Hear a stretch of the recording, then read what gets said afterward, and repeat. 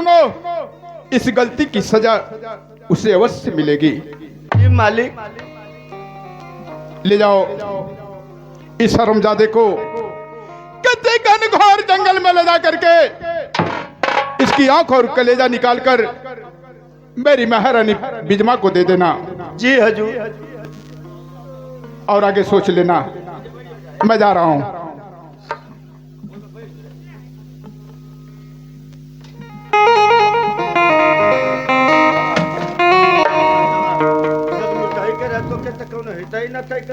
घर का काय दरबारी तुम्ही लोगों की तरह मेरी मजा ले रहा है। मजा लेते हैं, पूरा महल्ला कहता फूल सिंह तो ना पर फौज के जैसे दरबारी इसलिए वाला अलर्ट मैं नहीं कर सकता।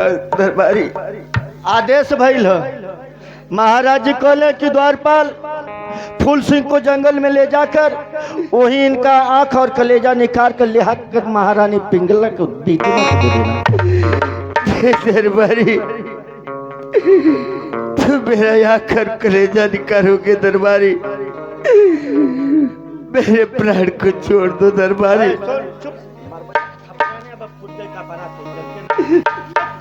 क्या करूं दरबारी? चल जंगल में चल, जंगल में चलो मतलब मारा क्या दरबारी? तो जनवा नहीं दरबारी चल।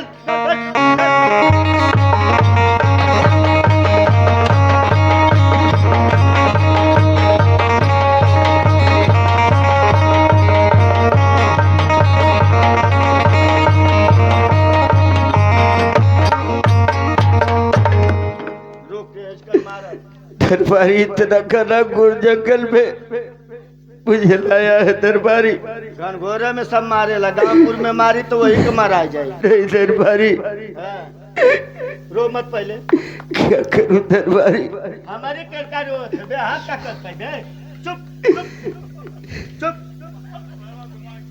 तोर भाई रहलन कहले भाई ऐसा ही तो ना भाई ऐसा तो समान समझी तो मौका समझी रे सारे। दरबारी फिर भी मैं तुमसे यही दुआ करता हूँ। दुआ मत कर, पहले बंधन छोड़े दे तब मारा। दरबारी मेरे प्राण को मत मारो दरबारी।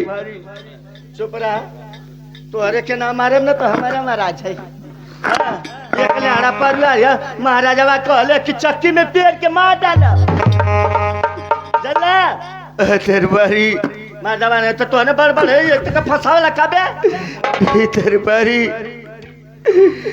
तुम्हें पता है दरबारी कि मैंने अपने भाभी की इज्जत को नहीं लूटा हूँ दरबारी। तो चुप कहले तो कहिए मत। हम न जाना थे कि इज्जत ना लुटले हवा।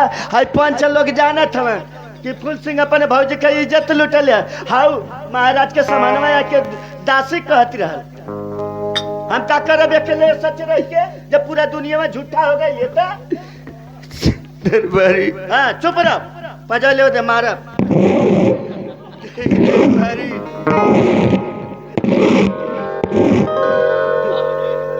दरबारी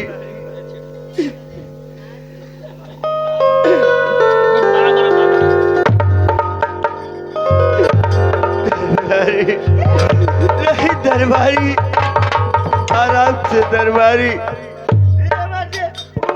तलवारिया के क्या अरे नालायक तलवार उंगली को काटती है, उंगली तलवार को नहीं काटती। नहीं दरबारी मेरे प्राण को छोड़ दो दरबारी, मैं तुम्हें दुआ दूंगा दरबारी। अरे हमके मूर्ख समझत क्यों आशीर्वाद देले से राजा महाराजा भइल पंचो। धन दौलत देता, रुपया कौड़ी देता तो ये राज छोड़ के हम कौनो राज में जाए के अपन घर दुआर बनाए के मेहरी लड़का लेके वहाँ ऐश करी। आशीर्वाद देले से का हो, पैसा दे ले बा। दरबारी मेरे पास एक फूटी कौड़ी नहीं है। अतना अनत अब मारा भगवान जा। क्या दरबारी तुम सचमुच में मेरे प्राण को ले लोगे? जल्दी मार के लेके जाए, खैले ना। नहीं दरबारी, मुझे छोड़ दो दरबारी। नंबर 1, नंबर 2,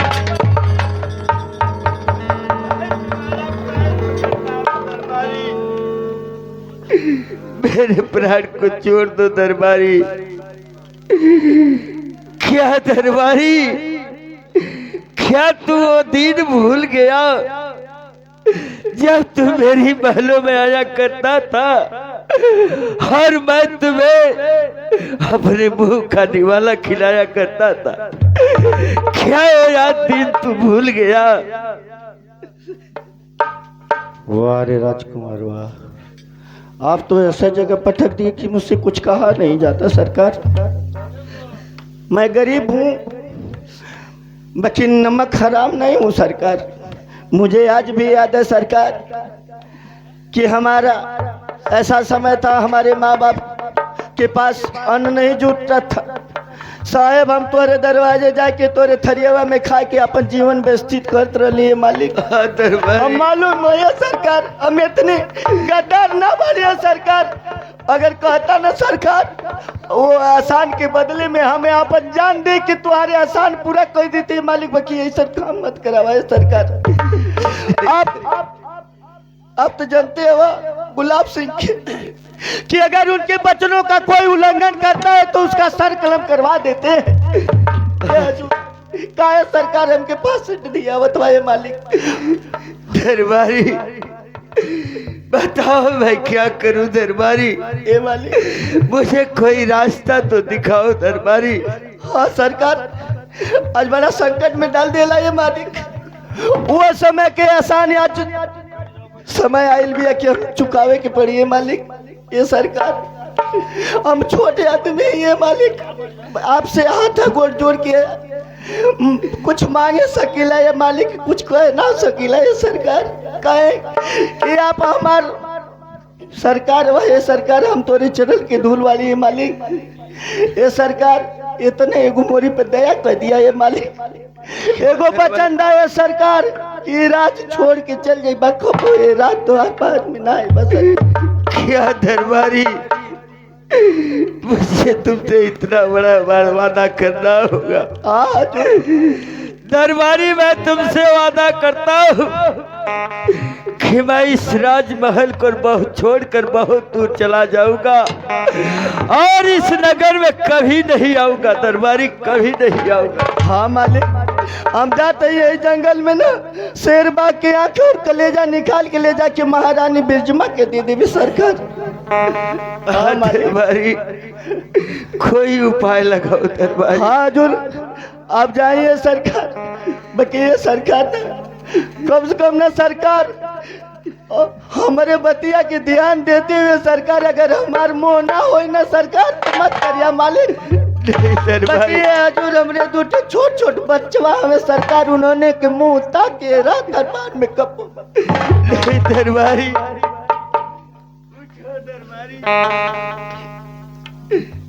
मैं इस राजमहल को छोड़कर बहुत दूर चला जाऊंगा और फिर कभी नहीं आऊंगा दरबारी, कभी नहीं आऊंगा। जय मालिक, परमात्मा आपके रक्षा करिए सरकार। मत दरबारी, क्या करिए सरकार, बड़ा बचपन के साथ ही रहला है सरकार। आज छुड़त व करेजा फाट जाते हैं मालिक। क्या किया जाए दरबारी? दरबारी मेरी तो एक बात सुनता जा। कहीं मालिक की कहाँ बोलिए फिर सुने के मिली है मालिक। दरबारी जी मालिक। हाँ तो मैं राजमहल को छोड़कर जा रहा हूँ, लेकिन महल में जाना दरबारी मेरे भैया गुलाब सिंह को जहरीली नागिन से बचा कर रखना दरबारी, उनका ख्याल रखना। वारे राजकुमार आप कैसे भाई हैं सरकार कि एगो भाई के जान के प्यासा बोल भाई सरकार। आप एगो भाई महान बड़ा सरकार कि अंतिम घड़ी जात समय में भी एगो भाई के जान के सलामती मांगत हो। जाइए हजूर। हम जबले सास रही सरकार ने तबले महाराज के ख्याल करत रहे मालिक। ठीक है दरबारी, तुम जाओ। या मेरे मालिक, आज कौन सी मोड़ पे लाकर मुझे खड़ा कर दिया है। कभी महलों का राजकुमार हुआ करता था और आज रास्ते का कंकड़ बना दिया। कई दिन हो चुके, मेरे पेट में एक अन्न खाने वाला तक नहीं गया है। हर भूख के मारे मेरा दम निकला जा रहा है। चलाओ, हो आगे गांव दिखाई दे रहा है, चलूंगा उस गांव में।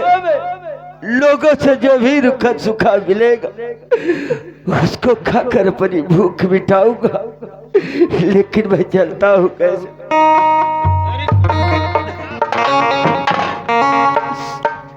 या मेरी मालिक,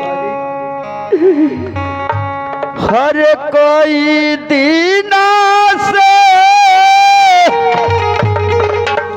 आज भूखा लबानी कि भैली नयान से हर देता बाबू और ये कहूँ रुपैया अजरत बाटे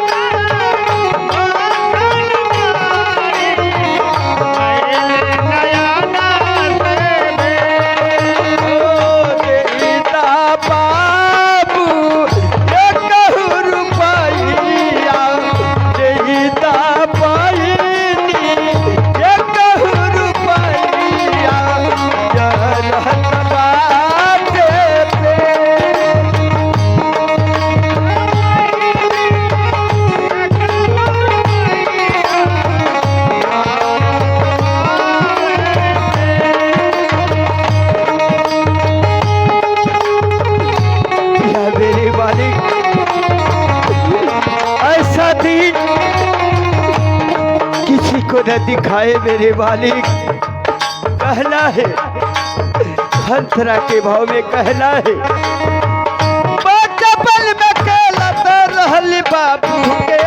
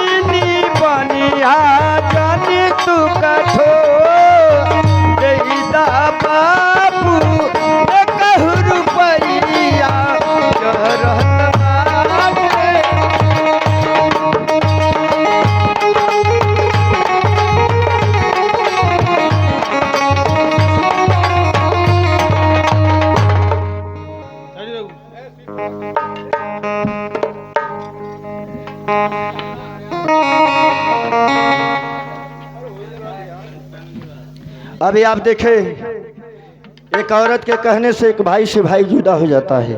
लीजिए अगले सीन पर्दे पे बाकी कहे नाम बा। दो हंसों का जोड़ा बिछुड़ गयो रे, दो हंसों का जोड़ा बिछुड़ गयो रे, गजब भयो रामा।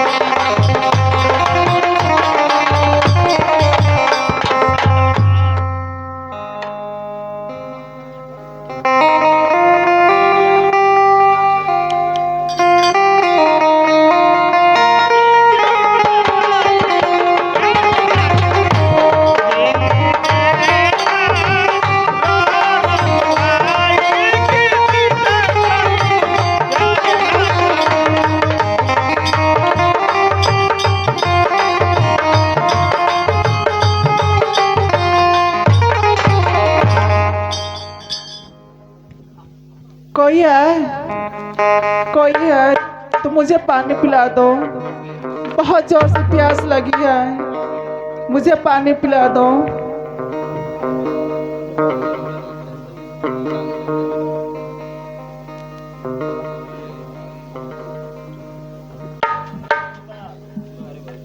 अरे हरामजादी, दिन भर खाती है, मोटाते जा रही है, ना कुछ काम है ना धाम है।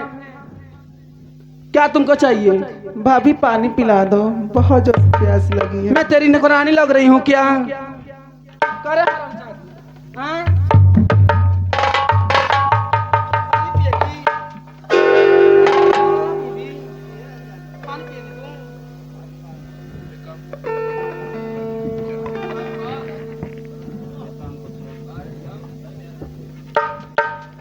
दिन भर बेकाम कोथरा के बैठी रहती है, कुछ समझ है नहीं। चलो भाई पिला दो भाभी।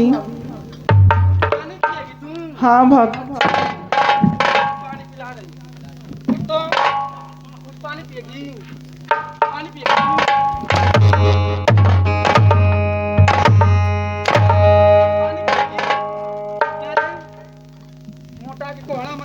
पानी पिएगी? मैं तेरी नौकरानी हूँ क्या? हाँ? पानी मांगेगी मुझसे? कोई ना करे बिल्कुल पानी मांगेगी? हाँ?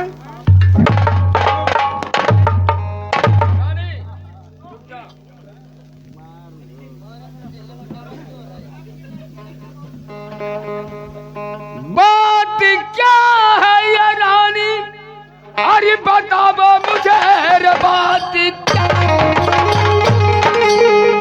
अरे बताओ मुझे, बेवजह मारती पीटती हो इसे, शर्माता नहीं, शर्माता नहीं, नीचली बापुनी हर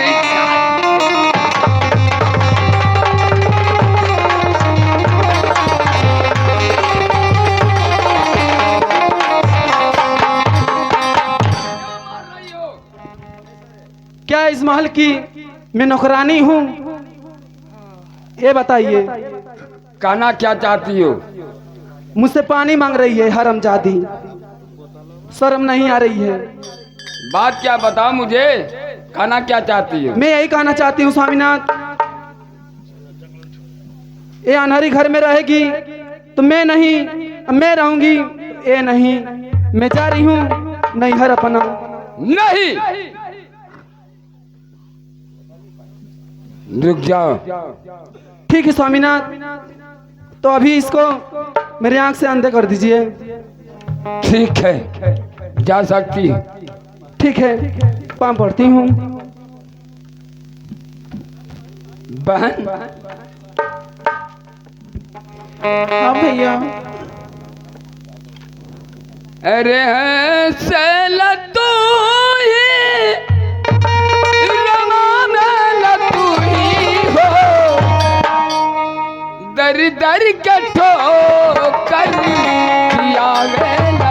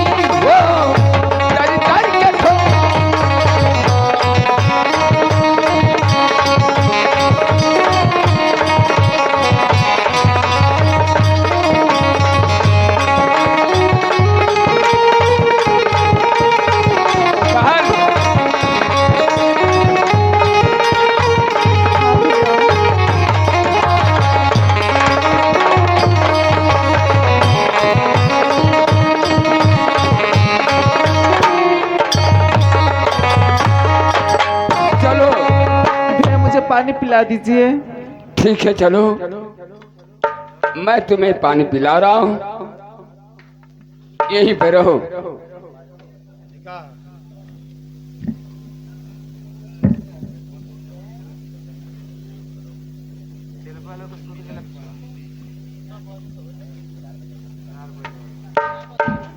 चलो मेरे साथ।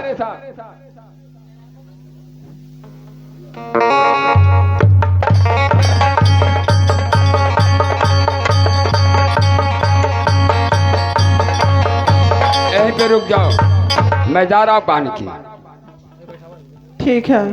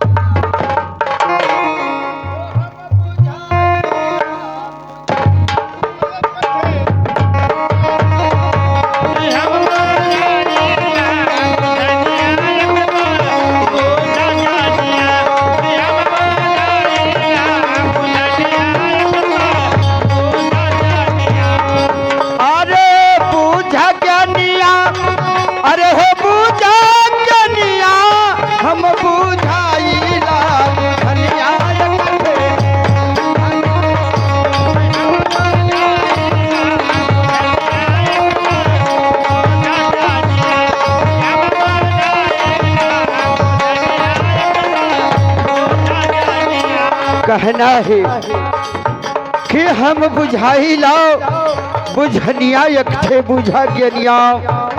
अंतरा के भाव में कहना है, ओ एक लड़की ही बिनी महत पिता के जहन गईल गवाना।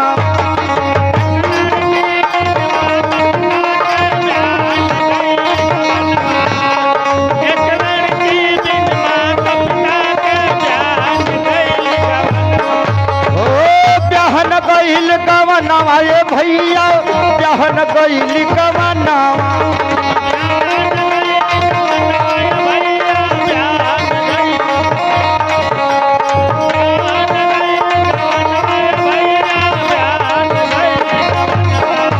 ओ रतिया में गर्भवती भैली, रतिया में गर्भवती भैली। और कई ललनवा रहल के कर दूलहिनिया बुझ ज्ञान।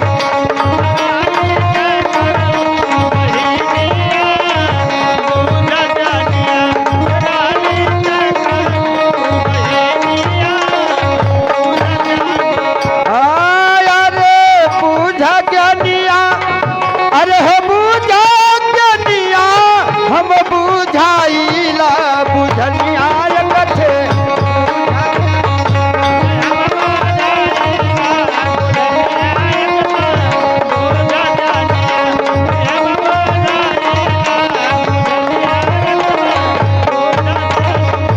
दूसरे अंतराय के भाव में कहना है ओ कच कसैली कच कचिकार भरल का तो रवा घी